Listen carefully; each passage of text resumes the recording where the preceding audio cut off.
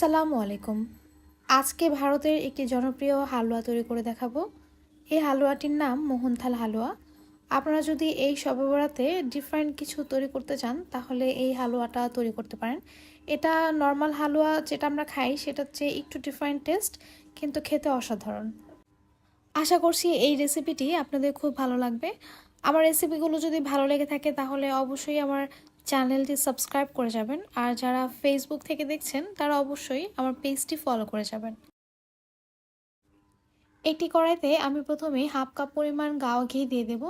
চেষ্টা করবেন একদম খাঁটি গাওয়া ঘি এই হালুয়াতে ব্যবহার করার জন্য।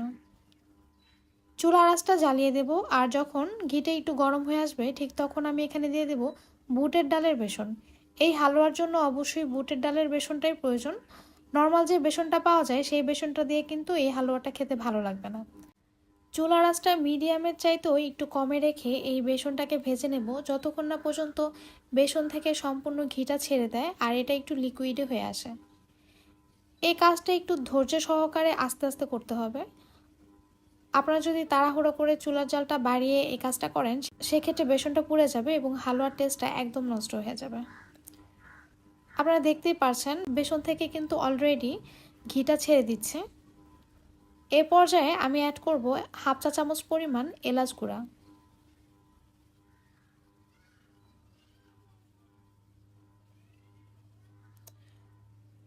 বেসনটা ভাজার এক পর্যায়ে যখন সম্পূর্ণ ঘিটা বেসন থেকে ছেড়ে দেবে আর এটা এরকম লিকুইডি হয়ে আসবে তখন আমি চুলার আঁচটা বন্ধ করে দেব, আর এই বেসনের মিক্সচারটাকে আমি অন্য একটা বোলে ট্রান্সফার করে নেব।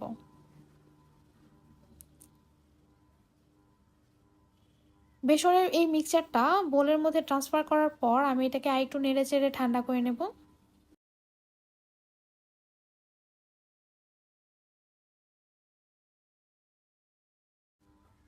চুলাতে কড়াই বসিয়ে তার মধ্যে দিয়ে দিলাম 2/3 কাপ পরিমাণ চিনি।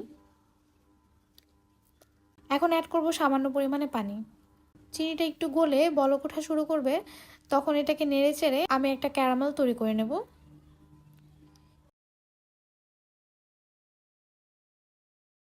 ক্যারামেলটা তৈরি হয়ে গেলে আমি এর মধ্যে দিয়ে দেব 3 টেবিল চামচ পরিমাণ লিকুইড দুধ।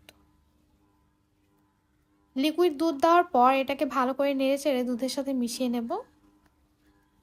আর তারপর এখানে অ্যাড করব হাফ কাপ পরিমাণ গুঁড়া দুধ। চুলার আঁচটা মিডিয়ামে রেখে এটাকে খুব ভালো করে মিশিয়ে দেব। আপনারা চাইলে এ পর্যায়ে চুলার আঁচটা অফ করে তারপর এই কাজটা করতে পারেন।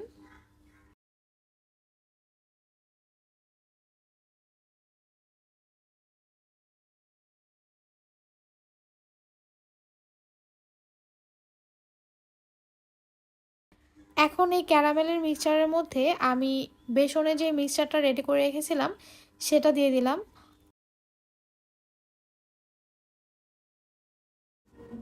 এখন এই সমস্ত উপকরণগুলোকে একসাথে খুব ভালো করে মিশিয়ে নিতে হবে। চুলার আঁচটা কিন্তু একদম কমে রেখে আমি এই কাজটি করছি।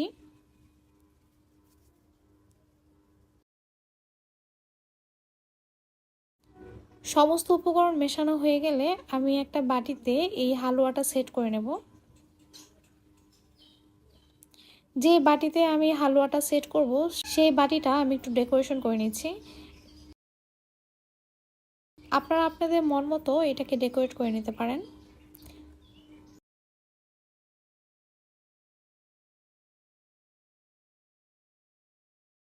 যে জিনিসটা দেখতে সুন্দর হয় সেটা কিন্তু খেতেও খুব ভালো লাগে। এখন এই হালুয়াগুলোকে আমি এই বাটিতে ঢেলে দেব।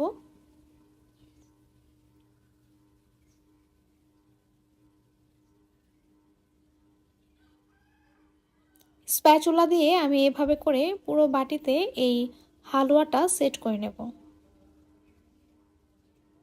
এই হালুয়াটা সেট করা হয়ে গেলে আমি এটাকে আধা ঘন্টার জন্য রেস্টে রেখে দেব যাতে করে এটা পুরো ঠান্ডা হয়ে যায়।